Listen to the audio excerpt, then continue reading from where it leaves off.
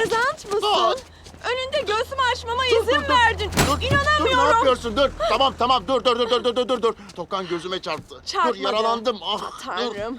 dur. Reprezent olduğumu kim söyledi sana? Ha, affedersin ama çantana bak. Lanet havaalanına gideceğini sanmıyorum. Hey bak, sadece özür dile, tamam mı? Sadece özür dile. Bir kere diler misin lütfen? Aslında doktorlar velinden birinin özür dilediğini görmek isterdim. Tamam. Özür dilerim.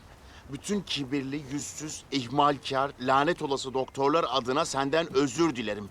Sana önemsiz gibi davranıp göğüslerini dikizleyen bütün doktorlar adına. Peki adın nedir? Çok iyisin. Bakışların güçlü, samimiyet aşılıyor. Kotanı tamamlarsın.